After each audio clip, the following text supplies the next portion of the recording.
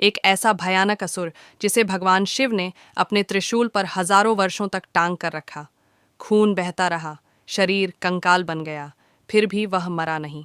थके महादेव के माथे से पसीना टपका। तब जन्म हुआ एक नए देवता का, और उसी क्षण युद्ध का पासा पलट गया। यह कहानी उस समय की है जब माता पार्वती ने खेलखल में भगवान शिव की आंखों को ढक दिया। उस क्षण संपूर्ण ब्रह्मांड अंधकार में डूब गया। उसी समय शिव के शरीर से कुछ पसीने की बूंदें पृथ्वी पर गिरीं और उनसे एक बालक उत्पन्न हुआ। उस बालक को बाद में असुर राज हिरण्याक्ष ने अपनाया और अपने पुत्र की तरह पाला।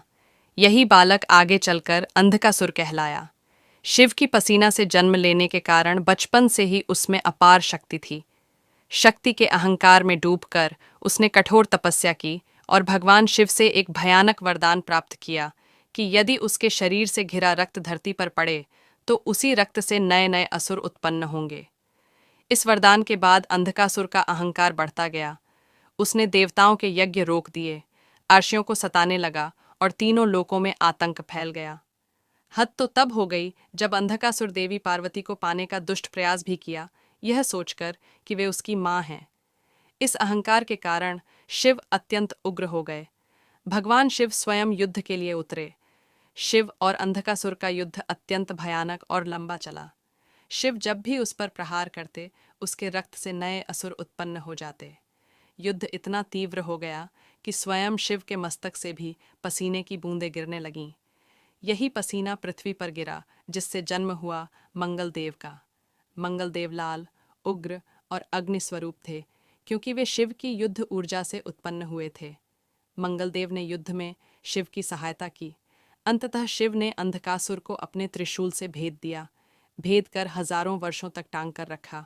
उस लंबे समय तक अंधकासुर त्रिशूल पर लटका रहा और उसका रक्त निरंतर बहता रहा, और मंगलदेव अंधकासुर के गिरते रक्त को समाहित करता रहा। अंततः वह इतनी देर तक त्रिशूल पर टिका रहा कि उसका शरीर मांस और रक्त से रिक्त हो गया और वह कंकाल जैसा दिखाई देने लगा। इसी अवस्था में अंधकासुर को अपने अहंकार और पापों का बोध हुआ। उसने भगवान शिव से क्षमा मांगी और पूरी विनम्रता के साथ शिव भक्ति स्वीकार की। उसकी सच्ची पश्चाताप और भक्ति से प्रसन्न होकर भगवान शिव ने उस असुर को नया स्वरूप प्रदान किया और उसे भृंगिंग के नाम से अपने गणों में स्थान दिया। जहाँ यह युद्ध और मंगल देव का जन्म हुआ, वही स्थान आज उज्जैन का क्षेत्र माना जाता है। इसी युद्ध की स्मृति में उज्जैन का मंगलनाथ मंदिर स्थापित हुआ। हर हर महादेव।